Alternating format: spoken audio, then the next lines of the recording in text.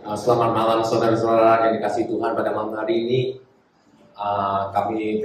kita percaya semua kita berada di tempat ini semua karena kasih kemurahan Tuhan. Amin. Mari kita memulai acara PRT pada malam hari ini, dan kita mengawali dengan berdoa terlebih dahulu. Terima kasih ya Bapa, buat malam hari ini kembali Engkau telah kumpulkan kami bersama-sama tempat ini. Kami mau belajar bersama-sama Tuhan pada malam hari ini melalui acara PRT. Biarlah Engkau sendiri yang memimpin acara kami dari awal, pertengahan, hingga akhirnya. Dan hanya di dalam nama Tuhan Yesus Kristus kami berdoa dan bersyukur. Amin. Oke saudara, berapa banyak di antara kita yang hadir di sini merasakan kasih karunia Tuhan? Lambaikan tangan bersama saya. Haleluya. Kami percaya, kita percaya semua bahwa kasih setia Tuhan nggak pernah berhenti dalam kehidupan kita. Seumur kehidupan kita akan sampai selama-lamanya. Amin. Mari kita bersama-sama kita mau menyanyikan lagu nomor 10, Ku Menang, Ku Menang.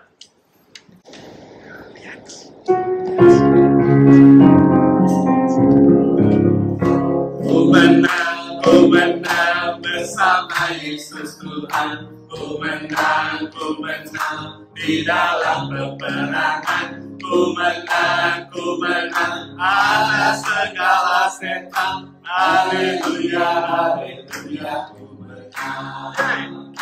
Ku menang bersama Yesus Tuhan. Ku menang di dalam peperangan. Ku menang atas segala setan. Haleluya, haleluya, ku menang. Haleluya, haleluya, Dia bangkit. Haleluya, Dia hidup. Haleluya, Dia naik. Roh Kudus turun. Haleluya, haleluya, Dia bangkit. Haleluya, Dia hidup. Haleluya, Dia naik. Roh Kudus turun.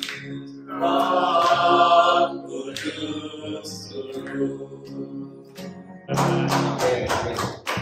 Mungkin di antara saudara yang mau memberi kesaksian tentang kebaikan Tuhan atau segala apa yang kita lakukan dalam kehidupan kita. Selamat sore, saudara-saudara yang dikasih Tuhan. Sore. Tiada alasan untuk tidak mengucap syukur tiap hari bagi kita. Amin.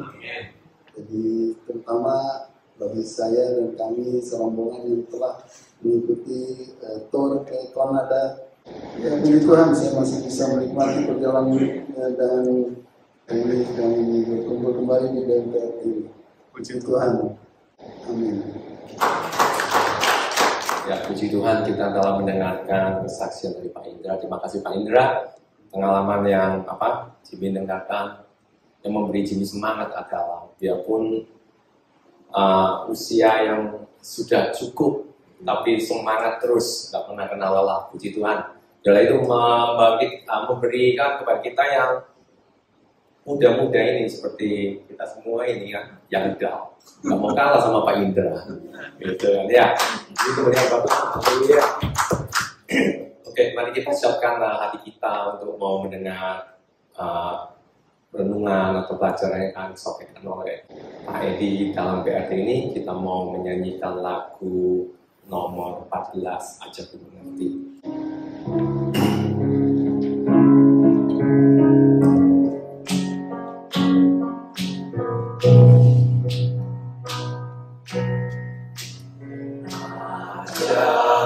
Ku mengerti segala rencanamu.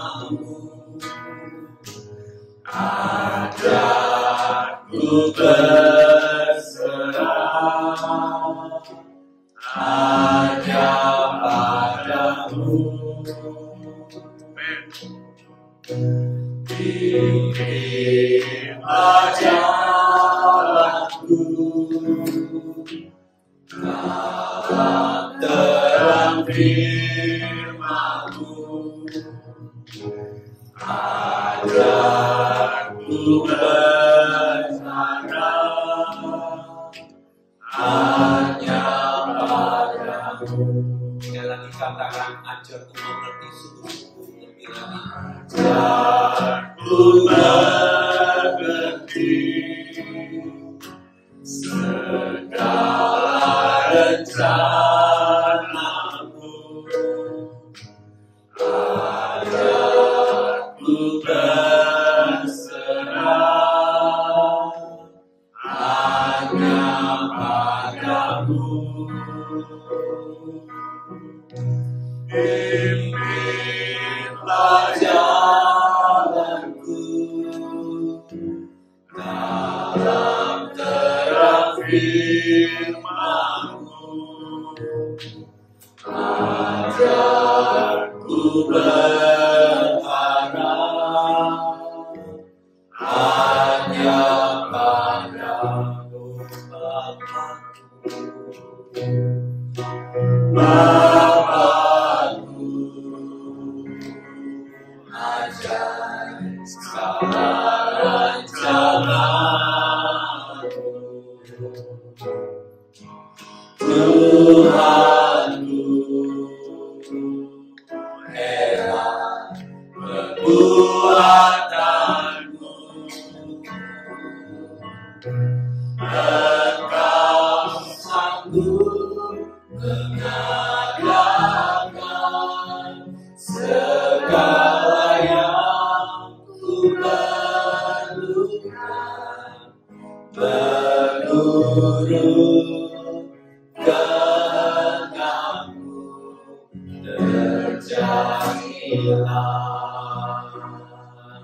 Bapa-Ku, Bapa-Ku, ajar segala rancangan-Mu, Tuhanku. Heran perbuatanmu,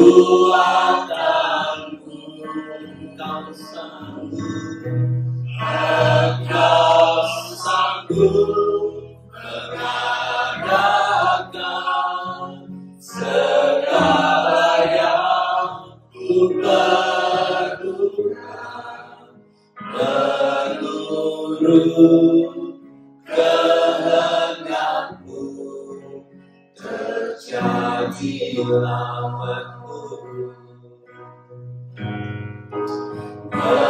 Menurut kehendak-Mu terjadilah.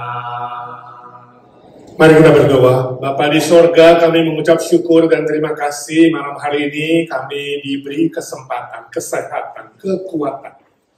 Boleh hadir di rumah-Mu, kami boleh memuji Tuhan di tengah kelelahan kami beraktivitas. Kami bisa bertenang diri di hadapan Tuhan, memikirkan kerajaan dan kebenaran-Mu. Kami memuji-Mu, mendengarkan kesaksian yang menguatkan, dan kami mau belajar firman-Mu. Pakailah hamba-Mu yang lemah, terbatas, dan hina dina ini Tuhan. Jadikanlah dia saluran berkat buat kami sekalian. Siapkan hati pikiran kami seperti tanah yang subur, agar firman-Mu hidup dan bertumbuh, agar kami bukan hanya menjadi pendengar-pendengar firman, tapi kami semua menjadi pelaku-pelaku firman. Dalam nama Tuhan Yesus Kristus, Tuhan dan Juru Selamat kami berdoa dan memohon berkat Tuhan. Amin.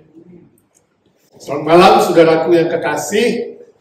Hari ini kita akan lanjutkan pelajaran kita setelah 2 kali kita belajar tentang manusia, doktrin manusia. Hari ini kita mau belajar tentang doktrin dosa atau yang disebut dengan hamartiologi. Sebelumnya mari kita diskusi dulu beberapa pertanyaan. Pertama, menurut saudara kenapa ada manusia di dunia ini yang merasa dirinya tidak berdosa? Saudara pernah ketemu nggak orang seperti demikian? Nggak pernah ya. Saya suatu kali di Jakarta menceritakan Injil kepada seorang bapak. Usianya mungkin 70 lebih, hampir 80. Dia itu latar belakangnya Buddhis dan Konghucu mungkin ya. Jadi saya memperkenalkan tentang Yesus kepada dia. Saya mengatakan bahwa semua manusia di dunia itu berdosa dan kita butuhkan juru selamat. Lalu dia bilang, saya tidak merasa berdosa. Dari sejak muda saya ini ya, tidak pernah mencuri, tidak pernah menipu, tidak pernah berdusta, tidak pernah berzina. Saya setia sama istri, anak, saya melayani mereka, saya berbuat baik, saya bekerja, saya punya hati nurani bersih. Saya tidak merasa berdosa. Nah, ini salah satu contoh di dunia ini ada sebagian orang merasakan dirinya tidak berdosa. Ketika dia tidak melakukan kejahatan, ya, tidak melakukan yang dianggap itu tidak baik, dan dia merasa hati nuraninya bersih. Nah, kenapa ada orang sedemikian? Menurut saudara, saya tahu saudara nggak pernah ketemu, saya ketemu satu minimal. Satu lagi sebenarnya di Israel waktu tour, saya diajak makan di tempat restoran. Habis itu saya lihat seorang Yahudi, saya ceritakan Yesus kepada dia, ya. Lalu dia bilang, saya seperti Yesus kok, saya tidak berdosa. Ya memang saya agak guyon hari itu. Saya bilang, Mas akan setitik juga gak ada. Jadi Bapak sempurna dong, suci dong. Dia kemudian bilang, ya mungkin setitik ya. Lalu saya kasih contoh, kalau sebuah gelas berisi air, ada setitik racun, dan segelas air lagi terisi setengah gelas racun, mana lebih beracun? Ya setitik racun atau setengah gelas racun, sama-sama racun kan. Jadi dia coba bandingkan dirinya dengan Yesus yang tidak berdosa. Saya katakan minimal Yesus membuktikan dirinya tidak berdosa dan dia bangkit dari mati. Bapak bisa, kita sebut guyon begitulah ya, saya mengatakan. Kalau you anggap dirimu seperti Yesus, harusnya kamu nanti mati bangkit lagi begitu. Saya coba mengerti Bapak yang di Jakarta itu kenapa dia berkata demikian. Bagi saya bisa mengerti dia sebab pengertian dia tentang doktrin dosa itu kurang tepat atau kurang sempurna. Sebagian orang di dunia menganggap kalau dia tidak melakukan yang tidak benar, dia tidak melakukan yang melanggar hukum, dia tidak melakukan sesuatu yang melanggar hati nurani, dia nggak berdosa. Jadi tidak terhadap sesuatu yang tidak benar, sesuatu yang tidak baik. Pengertian yang sedemikian kurang lengkap dari ajaran Alkitab tentang doktrin dosa. Nah itu sebabnya ada orang-orang di dunia yang seperti itu. Jadi kita jangan salah mengerti, jangan juga kemudian tanda kutip menghakimi mereka atau menyalahkan mereka. Ya. Nah itu sebabnya nanti kita akan belajar apa sih pengertian dosa menurut Alkitab. Yang kedua, menurut saudara apakah dosa membunuh manusia itu lebih besar daripada mencuri 1 juta US dollar? Lebih besar apa lebih kecil? Mana lebih besar? Membunuh manusia atau mencuri? Membunuh lebih besar. Hukumannya lebih berat. Atau sama saja. Ya. Nah, dalam pengertian manusia secara hukum dan secara pemikiran logika, seolah-olah memang ada dosa yang besar dan dosa yang kecil.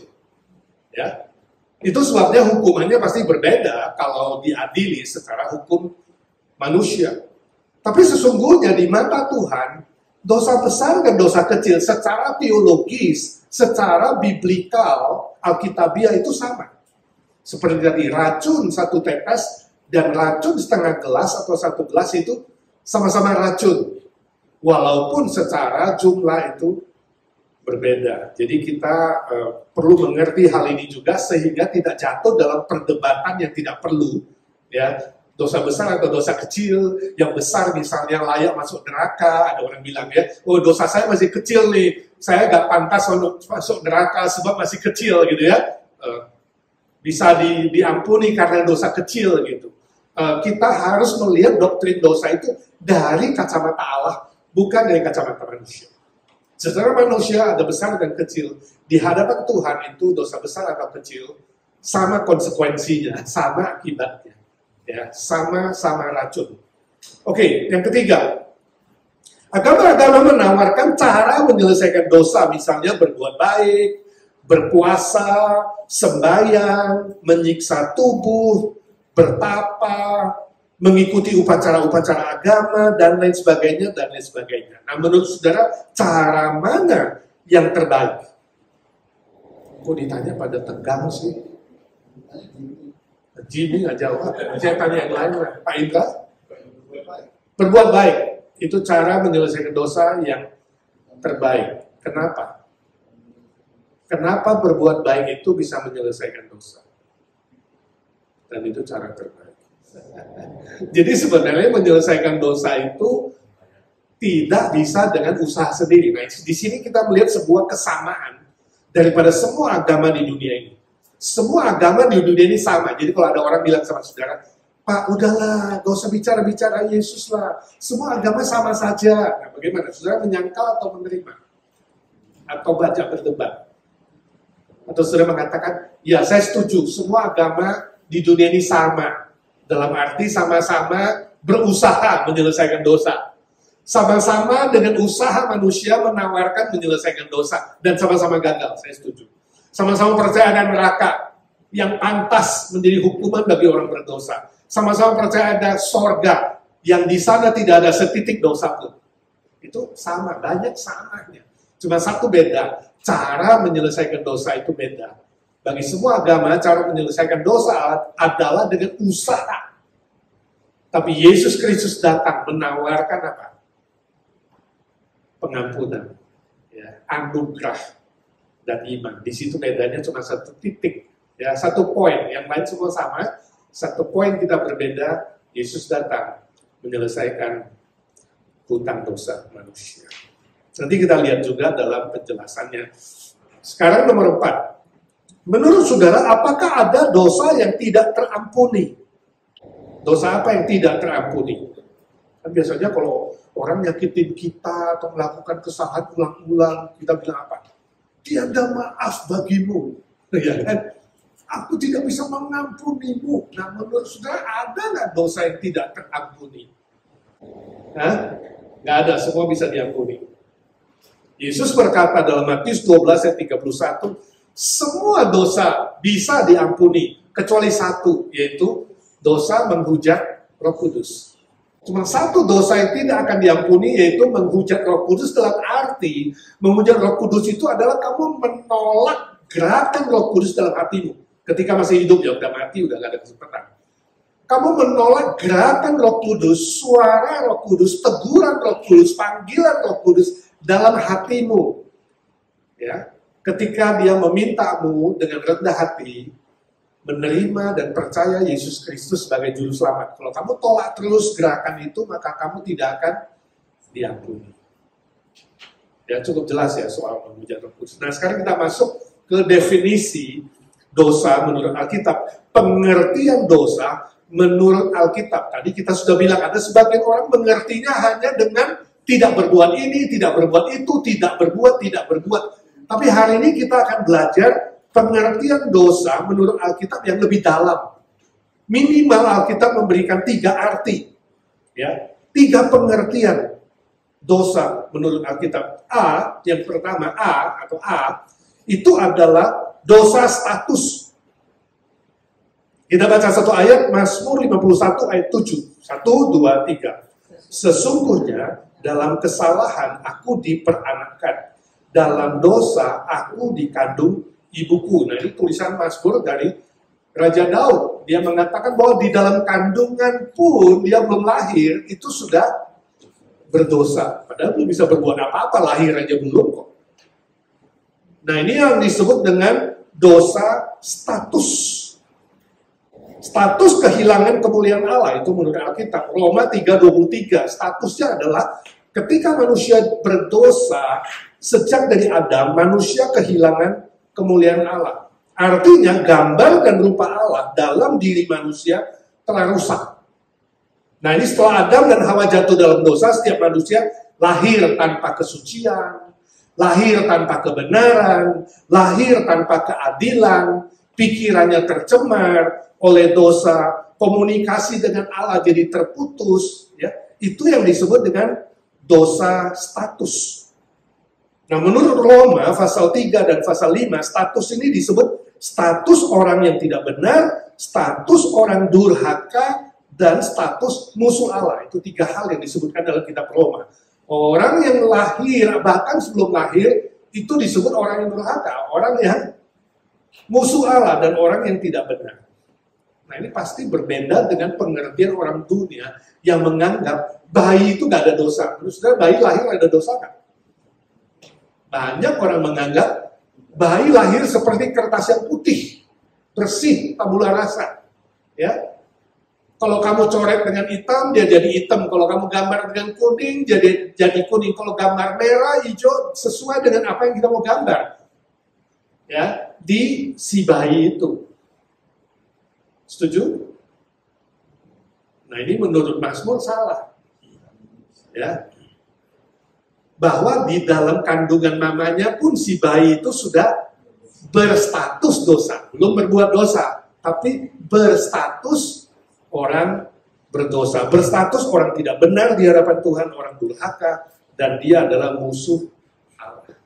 Nah ini memang sulit diterima, tapi ini ibarat, untuk gampang ilustrasinya, ibarat kalau papamu say-nya adalah siahaan, maka anaknya siahaan begitu ya, nggak mungkin papanya siahaan, anaknya si Matupang, nggak mungkin ya. Papanya Li, anaknya Li, jadi status yang dibawa dari orang tua. Nah, status berdosa ini kita bawa dari siapa? Adam. Adam say-nya apa? Sinner. Sinner. Ya. Adam itu say-nya berdosa. Adam berdosa. Jadi semua keturunan Adam adalah orang berdosa. Roma 5:12 mengatakan, karena satu orang berdosa Adam, dosa masuk melalui satu orang Adam, lalu dosa itu menjalar kepada semua orang. Kita semua juga punya marga say-nya dari Adam, yaitu apa?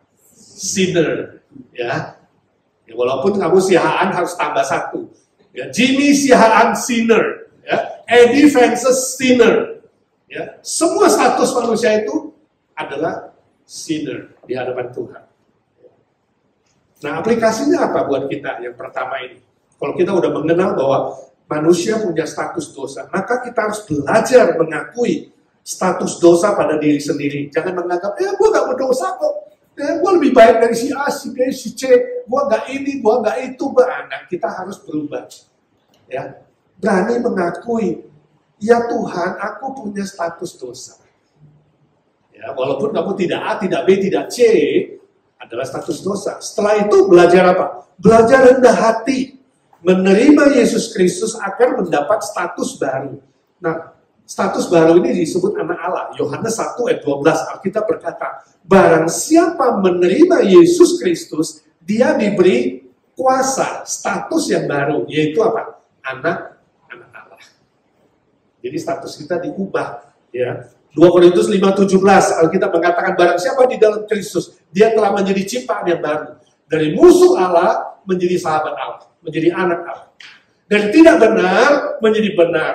Dari orang durhaka yang harus dihukum, sekarang jadi orang yang dibebaskan di dalam Kristus. Status yang baru. Nah itu pengertian pertama. Jadi kalau ketemu orang-orang yang seperti Bapak tadi, sudah harus menjelaskan bahwa dosa itu punya pengertian yang lebih dalam. Yaitu soal apa? Status. Itu pun sudah dosa. Oke? Nomor 2, B. Dosa sifat. Dosa sifat tadi, dosa status, lalu dosa sifat. Kejadian 6 ayat 5, mari kita baca bersama-sama. 1, 2, 3. Ketika dilihat Tuhan bahwa kejahatan manusia besar di bumi dan bahwa segala kecenderungan hatinya selalu membuahkan kejahatan semata-mata dan seterusnya.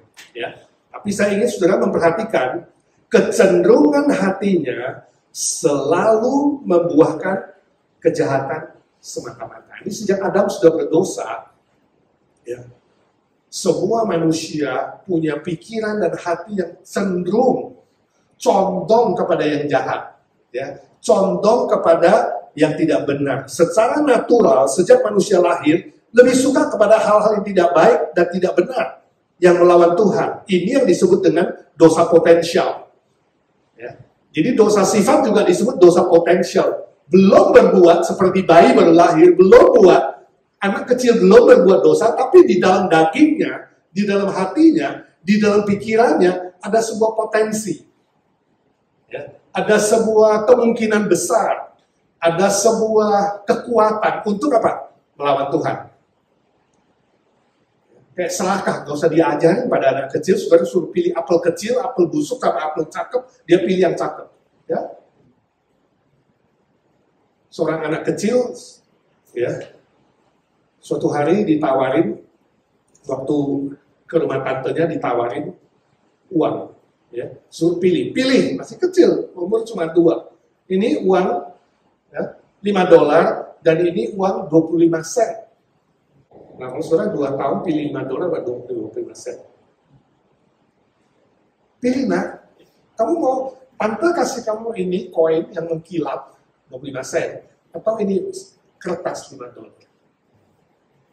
Anak itu bilang, tante, saya diajarin di Sunday School, gak boleh serakah. Jadi saya ambil yang 25 sen aja. Tapi tante, supaya uang ini gak jatuh, saya boleh bungkus gak dengan yang $5 ini? Jadi dia ambil dua-duanya. Gak diajarin loh.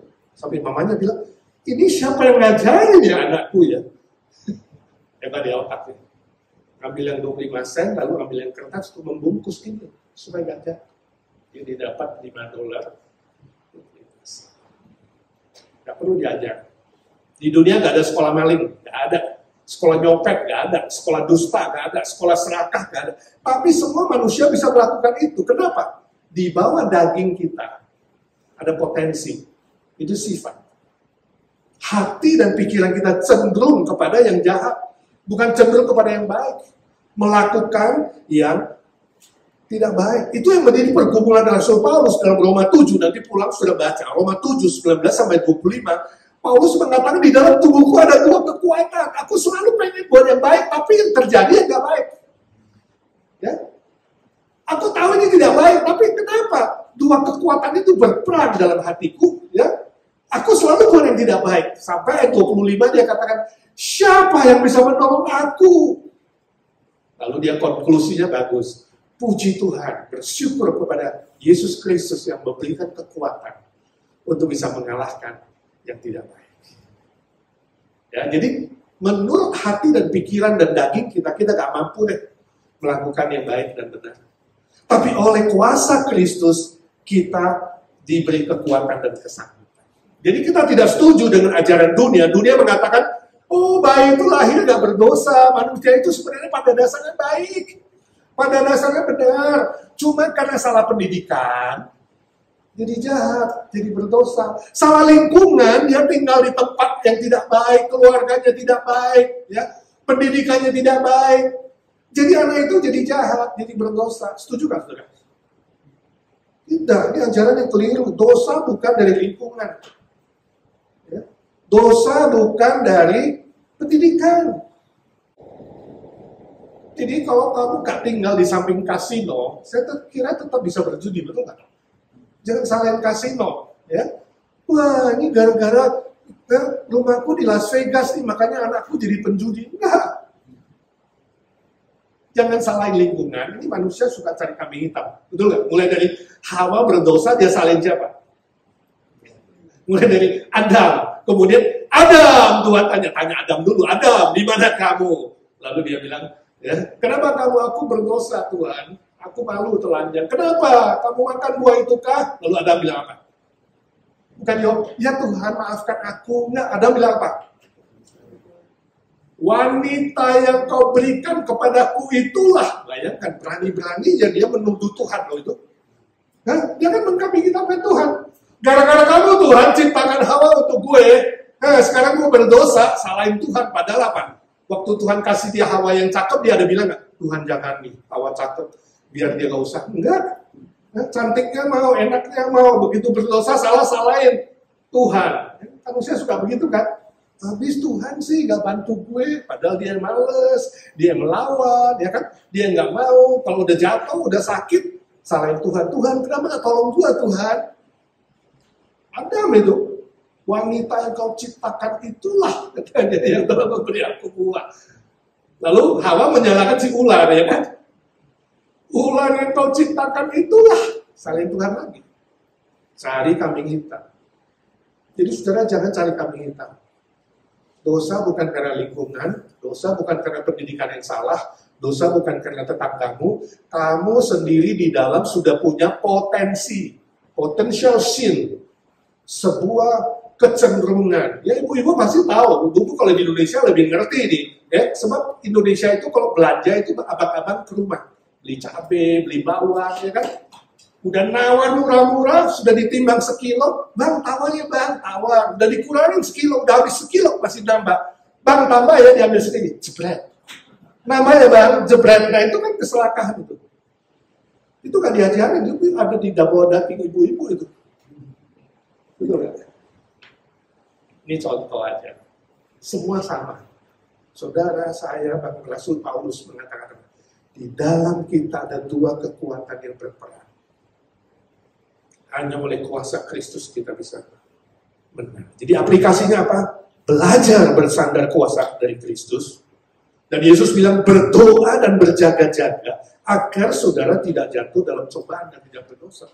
Matius 26 ayat 41. Berdoa dan berjaga-jaga.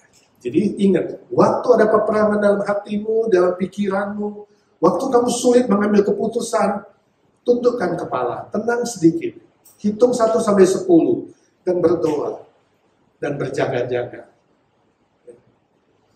Katakan Tuhan tolong aku. Berdoa Tuhan hanya kuasa-Mu yang bisa membuat aku menang.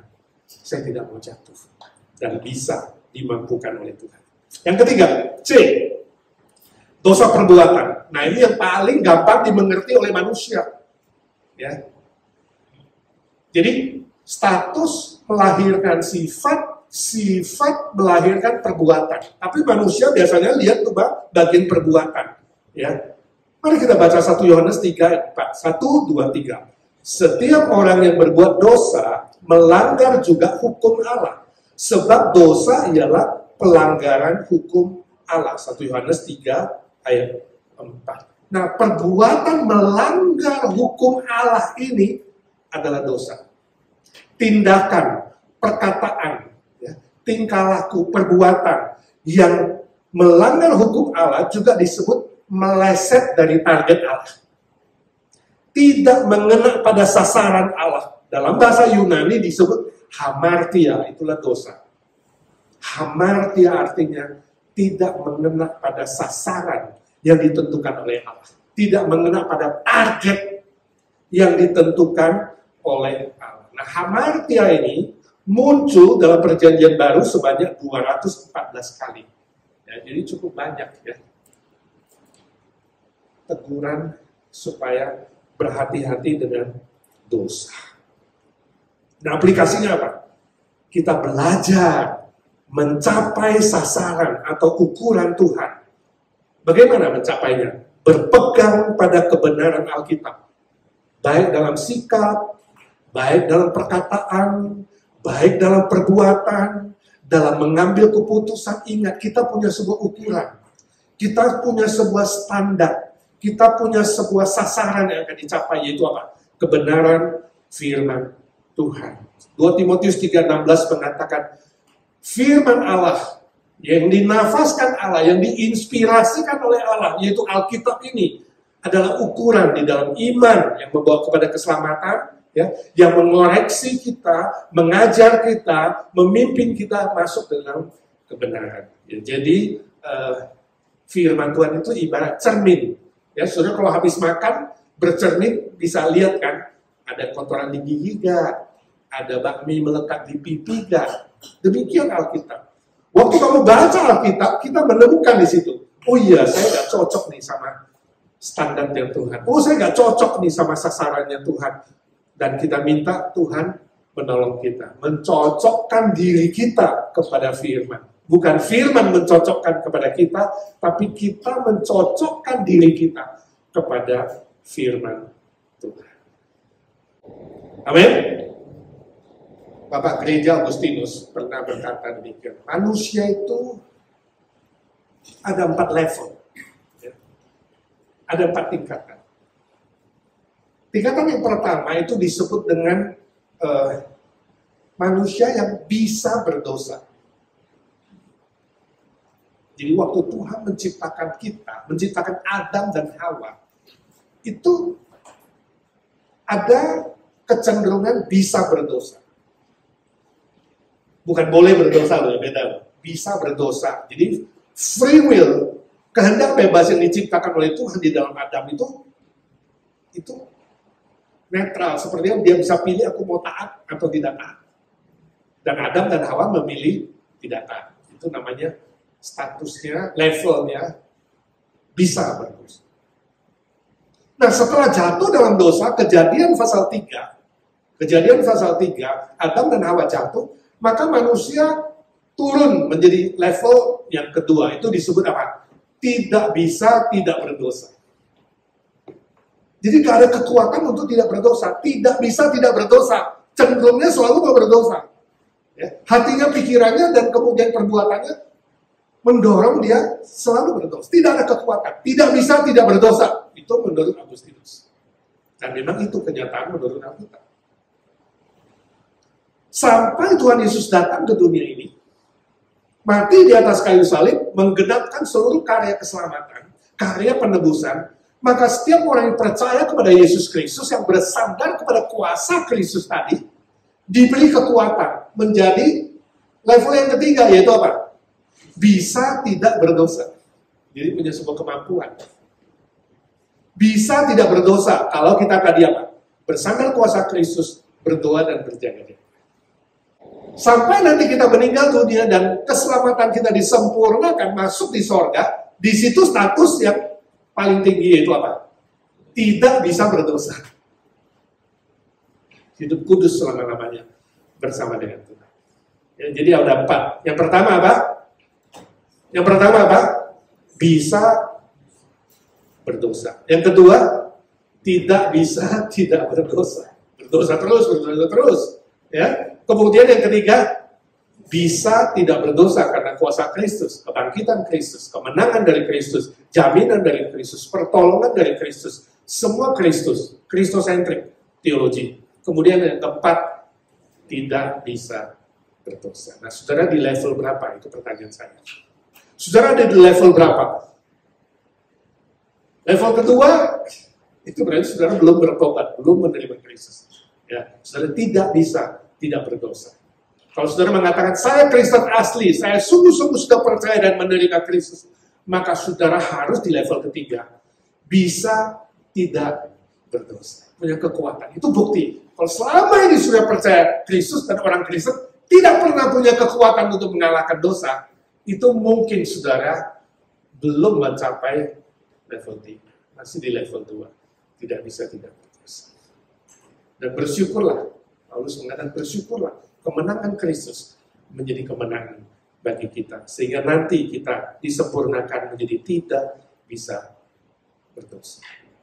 Nah selanjutnya kita akan melihat akibat dosa ini secara cepat saja, karena waktu yang singkat, saya tidak akan baca semua ayat, ini saudara baca di rumah, ya, tidak membaca seluruh ayat. Akibat dosa menurut Alkitab 6a, perasaan malu. Ya, Roma 6:21, ya. Jadi ditegaskan lagi di dalam Roma 6, tapi kalau saudara perhatikan Adam dan Hawa dalam kitab Kejadian pasal 3 waktu mereka jatuh dalam dosa, maka yang pertama akibatnya adalah perasaan malu. Itu sebabnya mereka mengambil daun-daunan untuk menutupi ketelanjangan mereka. Sudah punya malu, rasa malu. Lalu B, perasaan khawatir dan takut. Mazmur 38 ayat 4. Adam dan Hawa juga mengalami. Mereka bersembunyi karena ketakutan. Waktu Adam dipanggil oleh Tuhan Allah, Adam, di manakah kamu? Dia bilang apa? Aku bersembunyi Tuhan sebab aku takut. Itu Pertama kali kata takut muncul dalam Alkitab. Kejadian 1:3. Aku takut. Jadi kalau hari ini ada manusia takut, itu sebenarnya akibat dari mana? Dosa. Dan indah sekali, Natal pertama, waktu Yesus lahir ke dunia ini, malaikat Gabriel mengumumkan berita sorga. Kata yang pertama adalah apa? Jangan takut sih. Kehadiran Kristus menjawab takut ini. Takut adalah akibat pertama dari dosa, tapi dijawab oleh Kristus, jangan takut. Itu berita dari sorga. Jadi sorga menjawab ketakutan manusia. Sorga menyelesaikan dosa manusia. Yang ketiga adalah penyakit dan kutukan. Ayub 20 ayat 11. Dosa mengakibatkan sakit penyakit dan kutukan. No, tentu saudara jangan salah mengerti di sini. Tidak semua sakit itu dari dosa. Bisa juga ada bakteri, virus, penyakit, dan lain sebagainya. Saudara misalnya cari pelacur, saudara akan kena AIDS. Ya, saudara hidup tidak benar, penyimpangan seksual, mungkin saudara akan kena penyakit-penyakit tertentu yang karena dosa. Ya, jadi dosa bisa mengakibatkan penyakit, tapi tidak semua penyakit itu dosa. Saudara hati-hati, jangan cepat-cepat mengadili orang lain. Kalau ada temanmu sakit, bilang, you dosa apa ya kemarin? Belum tobat lu ya, makanya lu sakit ya. Bukan begitu saudara ya. Hati-hati dengan perkataan juga. Jadi kita harus melihatnya satu persatu secara tersendiri, case by case. Nomor 4D, 6D, dosa mengakibatkan kematian. Roma 6:23, upah dosa adalah maut. Nah, maut di situ ada dua pengertian, kematian secara fisik, tapi juga kematian secara rohani. Adam dan Hawa ketika makan buah terlarang itu gak langsung mati. Makanya iblis bohong dia. Waktu Hawa bilang, ya Tuhan bilang gak boleh makan. Kalau nanti makan bisa mati. Lalu iblis bilang, kamu gak akan mati. Coba aja makan, aku jamin gak akan mati. Memang gak akan mati. Secara fisik gak langsung mati. Tapi secara rohani sudah mati. Secara spiritual sudah putus hubungan dengan Tuhan. Itu juga disebut mati. Sebab Tuhan adalah sumber kehidupan. Ketika kita terputus dengan sumber kehidupan, itu mati. Ya, seperti handphone, saudara dicolok listrik, dicas waktu dicabut, handphonenya nggak langsung mati, tapi sebenarnya mati, betul nggak? Kayak kamu kalau ke taman, lihat rose bagus, rose bunga mawar bagus, kamu gunting, nggak mati, kelihatannya segar rose-nya, tapi tinggal tunggu waktu lagi. Tinggal tunggu waktu handphone itu akan mati sebab terlepas dari sumber. Demikian Adam dan Hawa, terlepas dari sumber kehidupan, yaitu Tuhan sendiri. Dan akhirnya adalah apa? Kematian kekal, yaitu hukuman kekal. Matius 25, 41 dan 46, Wahyu 20 ayat 14, 21 ayat 8, dilemparkan ke dalam lautan api yang menyala-nyala, itu disebut dengan neraka. Itu kematian kekal selama-lamanya. Jadi saudara melihat itu adalah akibat-akibat daripada dosa manusia. Nah, kalau saudara tahu ada akibat dosa yang begitu mengerikan, maka saya harap hati saudara mulai tergetar waktu bertemu dengan orang-orang di supermarket, di mana saudara tanya dirimu, kira-kira dia sudah mengenal Kristus belum? Kira-kira dia sudah diselamatkan belum? Kira-kira dosanya sudah diampuni belum? Nah, maka saudara bisa menawarkan jalan penyelesaian dosa bagi orang-orang yang saudara kenal, saudara, famili, handai tolan, kawan, ya, teman-teman tur, ya, pergi tur. Ingat, ada orang-orang yang masih belum sadar atau belum sungguh-sungguh yakin dosanya diampuni. Itu adalah tempat saudara sharing, ya, tentang berita Injil. Nomor 7, penyelesaian dosa. Ada dua hal penyelesaian dosa. Yang A, mengaku kepada Tuhan dan beriman kepada kuasa salib Tuhan. 1 Yohanes 1:9, barang siapa yang mengaku dosa, dia akan diampuni, sebab Allah itu setia dan adil. Tapi barang siapa yang mengatakan tidak berdosa, dia berdusta kepada Allah. Ya, sebab seolah-olah dia menuduh Tuhan itu salah. Tuhan bilang, semua manusia berdosa. Kamu bilang, aku tidak berdosa. Berarti kamu berdusta atau menuduh Tuhan berdusta. Bahaya sekali, saudara ya. Dan beriman kepada kuasa salib Tuhan, 1 Petrus 2:24, bahwa Kristus yang telah mati di atas kayu salib itu menanggung dosa kita semua. Bahkan oleh bilur-bilur dan penderitaannya, kita disembuhkan. Dari apa? Dari kematian spiritual, dari kematian fisikal. Kesembuhan spiritual dan kesembuhan fisikal.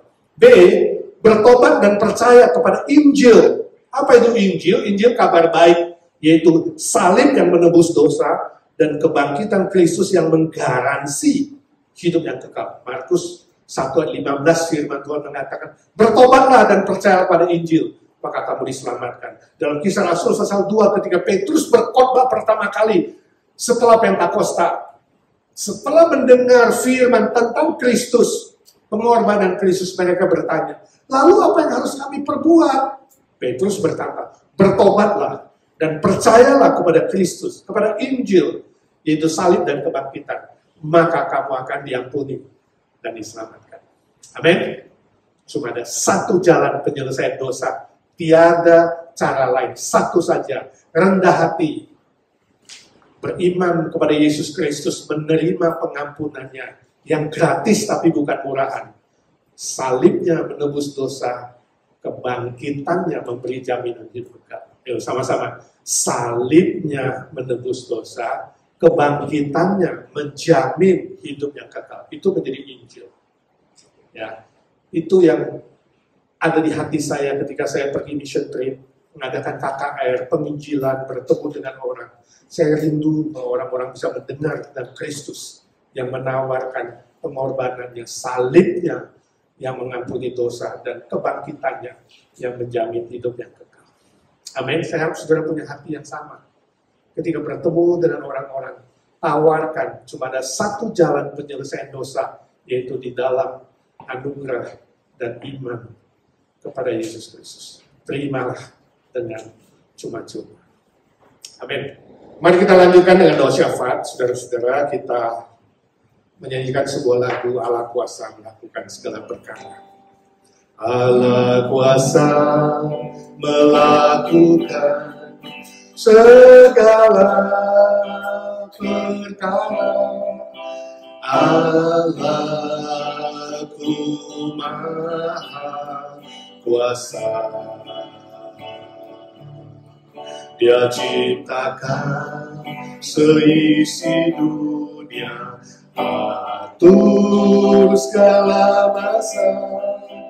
Allahku maha kuasa. Bapa di sorga, kami bersyukur Engkau Allah yang maha kuasa. Tuhan Yesus, kami bersyukur Engkau bukan saja mati bagi kami, Engkau bangkit bagi kami. Itu sebabnya Engkau mampu dan sanggup memberi kami kemenangan atas semua cobaan dan godaan berdosa. Tolong kami Tuhan, mengaplikasikan firman-Mu dalam hidup kami masing-masing. Senantiasa berdoa dan berjaga-jaga agar kami tidak jatuh dalam pencobaan dan tidak jatuh ke dalam jerat si jahat. Tuhan, tolong kami mengisi pikiran kami dan hati kami dengan firman-Mu. Sebab firman-Mu adalah senjata rohani bagi kami untuk menaklukkan semua serangan panah api dari si jahat. Semua cobaan dan godaan kami bisa patahkan dengan kuasa firman-Mu ya Tuhan. Kami bersyukur bukan saja kami bisa belajar firman Tuhan, kami bisa berdoa bersama-sama, berdoa syafaat untuk menopang saudara-saudara kami yang membutuhkan doa. Secara khusus ya Tuhan, kami mau berdoa untuk saudara-saudara kami yang sedang sakit. Kami dengar Om Paul sakit di mahnya ya Tuhan. Sudah berapa hari ini dia makannya tidak baik, Tuhan mengasihani dia. Kami berdoa dengan hati dalam nama Tuhan Yesus, tumpangkan tangan-Mu dan jamah dia. Pulihkan sakit mahnya ya Tuhan. Berilah dia kesehatan yang total, boleh menikmati makanan minuman setiap hari. Juga Tante Lena yang kurang sehat, Tuhan kasihani, dia agak lemah, Tuhan tumpangkan tangan-Mu, jamah dia. Berikan dia nafsu makan, berikan dia anugerah baru setiap hari Tuhan. Sehingga Om Paul dan Tante Lena boleh menikmati hari-hari kasih karunia-Mu yang baru bersama keluarga, anak, mantu, dan cucu. Terima kasih Tuhan, kami juga serahkan semua senior kami, untuk Tante Pauline, untuk Tante Isha, Tante Ita, Tante Aiwati, Tante Sumi, Tante Nelly, Ci Irene, Om Budi Pualam saya kakinya lemah. Tante Lucy yang juga kakinya sakit, Tuhan jamah dengan kuasa darah-Mu, sembuhkan dia. Juga Ci Rostin, Ci Eti yang asma, Tante Oni di Indonesia, Maminya Ramona di Indonesia. Ya Tuhan, jamahlah mereka satu persatu. Sertai mereka dengan anugerah-Mu. Dalam kesendirian mereka merasakan Engkaulah sahabat yang terbaik. Pak Hari Lee untuk pemulihan dia Tuhan, Ci Sylvia Lee untuk kesehatan matanya Tuhan, jamah dengan kuasa-Mu. Kami bersyukur Pak Indra dan Ci Olin sudah kembali dari vacation, dan kawan-kawan Tuhan kuatkan dia, pulihkan kesehatannya. Pak Indra khususnya tumpangkanlah tangan-Mu. Kami bersyukur Tuhan untuk kasih setia-Mu. Untuk Pak Humphrey dan Ci Sylvie, Tuhan beri kesehatan yang pulih dan kekuatan ekstra, khususnya Ci Sylvie yang lemah badannya, kami minta dalam nama Tuhan Yesus. Jamah Tuhan dengan mujizat-Mu. Berikan mereka berdua kekuatan ekstra untuk terus setia melayani Tuhan. Menikmati anak, mantu, dan cucu. Dan boleh terus menjadi teladan bagi kami, anak-anak yang muda. Terima kasih Tuhan. Kami dengar Hegel juga batuk dan pilek Tuhan. Kau tumpangkan tangan-Mu dan sembuhkan dia. Semua yang sakit kami minta mujizat-Mu Tuhan. Mereka yang lama menunggu, biarlah terus belajar menantikan waktu Tuhan. Willy Aziz untuk pemulihan stroke-nya. Bapak Selamat Tarigan yang sudah selesai radiasi, Tuhan pulihkan juga secara sempurna. Budi Sayogyo harus proses kimo beberapa kali lagi, Tuhan kuatkan fisiknya, mentalnya, dan rohaninya. Arthur Pala remaja kami Tuhan sempurnakan mujizat-Mu atas dirinya, sembuhkan dia secara total Tuhan, dan beri dia kesempatan boleh sekolah Alkitab. Kami berdoa untuk Bu Nina, Tuhan juga kasihani dia, banyak kelemahan tubuhnya, lever, ginjal, punggung, dan berbagai tempat yang sakit, kakinya juga Tuhan jamah. Kami minta bilur-bilur-Mu dan penderitaan Tuhan.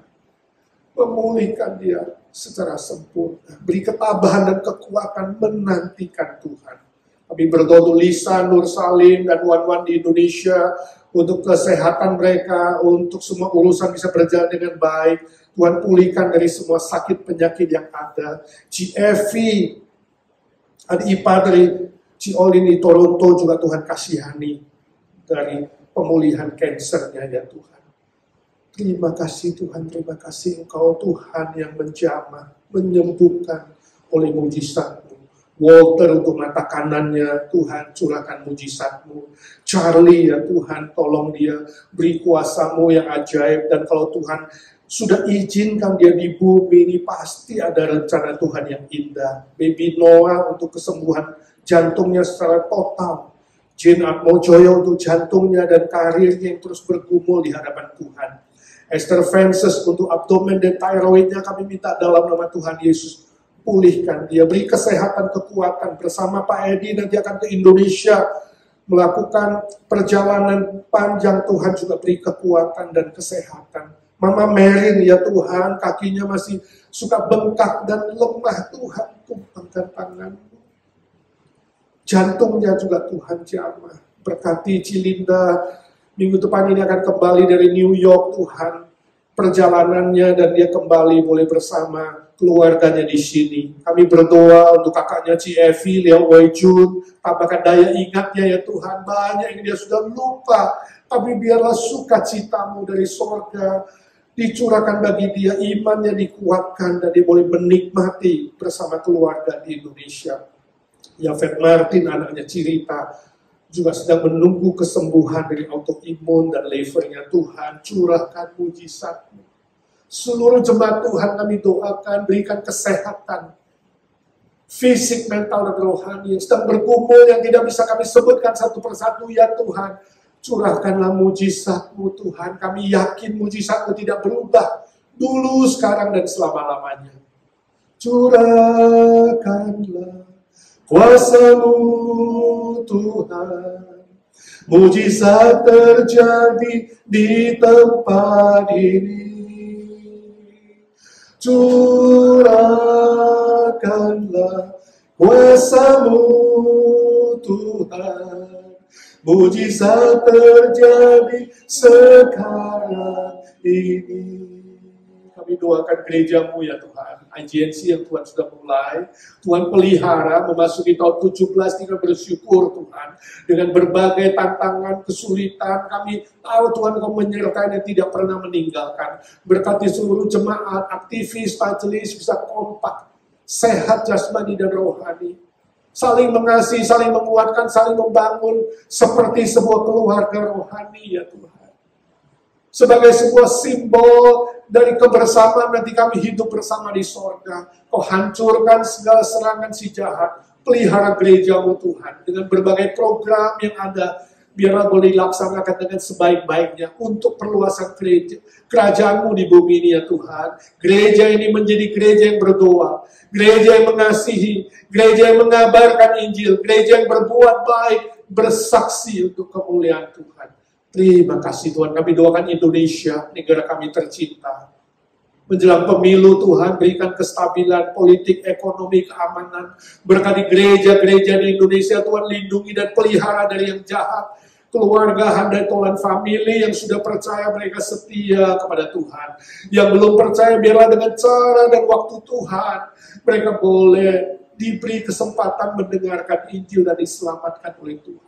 Ya Tuhan, berikanlah pemimpin yang takut akan Tuhan. Pemimpin yang sungguh-sungguh memegang kebenaran firman-Mu. Yang memikirkan keadilan, kebenaran, dan kesejahteraan rakyat. Jadilah kehendak-Mu yang terindah, terbaik untuk Indonesia. Ya Tuhan. Berkati Amerika, Tuhan lindungi dari yang jahat. Berkati gereja-gereja Injili tetap setia berpegang pada firman-Mu. Gereja-gereja liberal boleh bertobat. Segala dekadensi moral Tuhan, Engkau sendiri yang patahkan. Biarlah mereka yang menyimpang dari firman-Mu sengaja berdosa dan melawan Tuhan. Diberi teguran, diberi keadilan agar boleh kembali kepada firman-Mu, ya Tuhan. Terima kasih Tuhan, terima kasih. Kami berdoa untuk semua pekabaran Injil di berbagai tempat, khususnya negara-negara yang sulit, negara-negara yang anti Kristus, yang anti kekristenan. Tuhan kasihani, Tuhan lindungi hamba-hamba-Mu, anak-anak-Mu, orang-orang Kristen di sana. Jauhkan mereka dari segala mara bahaya. Beri cerdik seperti ular, tulus seperti merpati, untuk memberitakan Injil Tuhan, memenangkan jiwa bagi kerajaan-Mu. Dengan media apa saja, literatur, media sosial, TV, audiovisual, KKR, KPI, persahabatan, dan berbagai macam cara Injil boleh disebarluaskan ya Tuhan. Berkati hamba-Mu yang 10 hari lagi akan berangkat ke Indonesia untuk mission trip di beberapa tempat pelayanan Tuhan. Kau memberkati, Kau persiapkan dulu, Kau berjalan di depan ya Tuhan. Berkati seluruh gereja yang dikunjungi, panitia yang mengkoordinir, siapkan jiwa-jiwa yang akan mendengar firman-Mu ya Tuhan, khususnya di Sumatera Utara. Anak-anak sekolah mulai dari TK, SD, SMP, SMA sampai universitas Tuhan. Injil Tuhan akan didengar, Tuhan berkarya. Roh Kudus bekerja akan ada jiwa-jiwa ini dimenangkan. Terima kasih Tuhan, nama-Mu yang dimuliakan. Berkati semua pelayan-pelayan Tuhan. Berikan kesehatan jasmani dan rohani. Kesetiaan dalam pelayanan. Motivasi yang murni yaitu mengasihi Tuhan. Dan tujuan yang murni yaitu untuk kemuliaan Tuhan. Terima kasih Tuhan Yesus, Kau sudah dengar doa kami. Kini kami sampaikan doa pergumulan kami masing-masing, baik yang hadir di sini, yang mengikuti secara online, yang berdoa diam-diam di hadapan Tuhan. Hamba-Mu minta dalam nama Tuhan Yesus, Tuhan dengarkan doa anak-anak-Mu. Dengarkan doa anak-anak-Mu ya Tuhan. Entahkah masalah pribadi, masalah relasi, masalah keluarga, masalah komunikasi, masalah finansial, sakit penyakit, kelemahan tubuh, status, teman hidup, dan berbagai macam hal. Ya Tuhan Yesus, dengarkan doa anak-anak-Mu. Yesus, Yesus, dengar doaku. Janganlah Tuhan lagi, berilah berkat. Nyanyi dengan iman, panggil nama Tuhan Yesus. Yesus, Yesus, dengar doaku. Janganlah Tuhan lalui, berilah berkat. Dalam nama Tuhan Yesus Kristus, Tuhan segala Tuhan, Allah segala Allah, Juru Selamat kami, Tuhan dan Raja kami, Gembala kami yang baik, dokter segala dokter yang setia, memegang janji berkat Tuhan, yang akan menggenapkannya kepada kita sekalian, kami sekalian. Kami berdoa dan memohon berkat Tuhan. Amin. Yang percaya berkata, amin. Bapa terima kasih. Bapa terima kasih. Bapa di dalam surga, ku beri terima kasih.